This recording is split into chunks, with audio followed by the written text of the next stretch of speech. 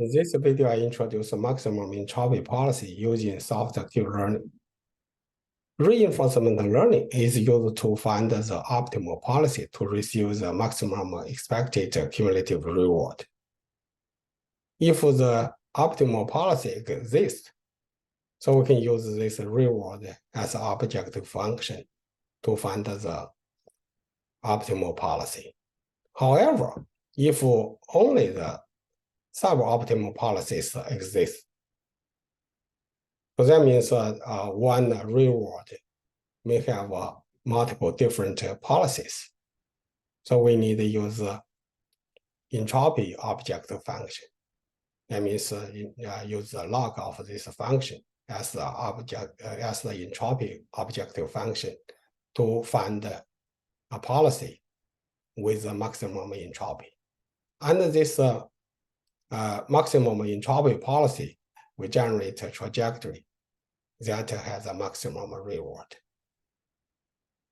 In this way, our agent under the maximum entropy policy always select action with the maximum entropy. That means this policy is a deterministic policy. As we know, stochastic policy has a better performance. So to increase the exploration, so we need to introduce the entropy policy at each state into the object function. That means we introduce the entropy of policy at each state, inserted into this reward function. So to do so, we just add a soft term into this objective function. That means we then from this objective function, we find the maximum entropy policy. Because right now this this entropy is at each state, how can we make sure under this policy at each state, we can generate a trajectory as a maximum reward function? Let's go back to see from the reference 2, we use the reward to define a probability of a trajectory theta.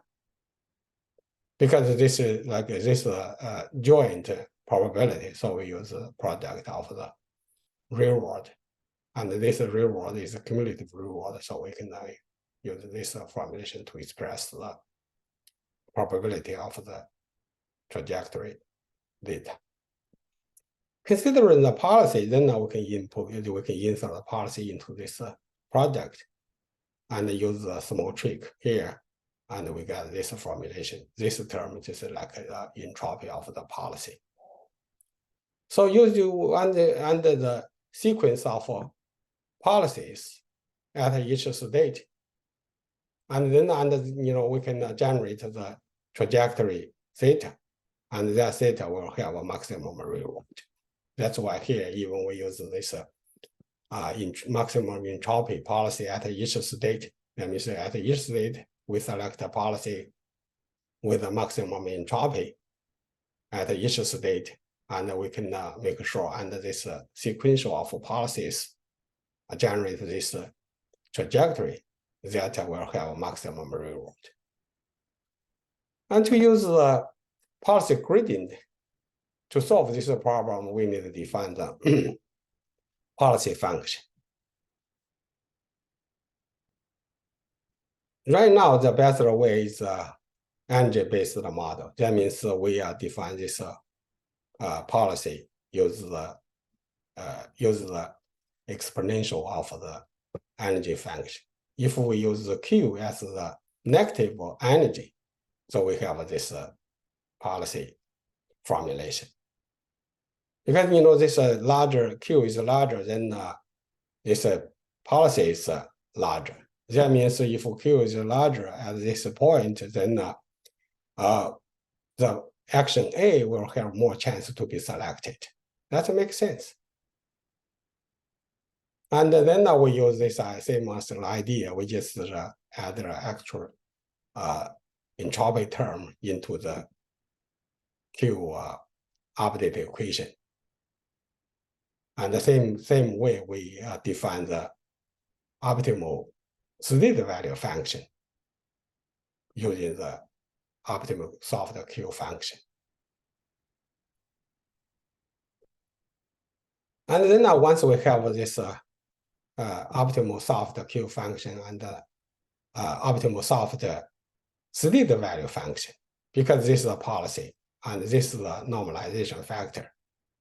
So we got this maximum entropy policy from this Q and V. That means we use this optimal soft Q and optimal soft V. We can calculate the maximum entropy policy here. And it's from this from the V at this point and from the Q at this point, we can calculate this maximum entropy at the state ST. Yeah, but this select the action A here. And then once we have this optimal soft Q and optimal soft V, and then now we have this soft Bellman equation here. When this alpha tends to 0, then the soft Bellman equation becomes harder Bellman equation. It means regular Bellman equation, because when alpha tends to 0, this term disappeared. And then we can, by solving the soft Bellman equation, to find the optimal soft Q value and optimal soft V value. And from them, we can find the maximum entropy policy.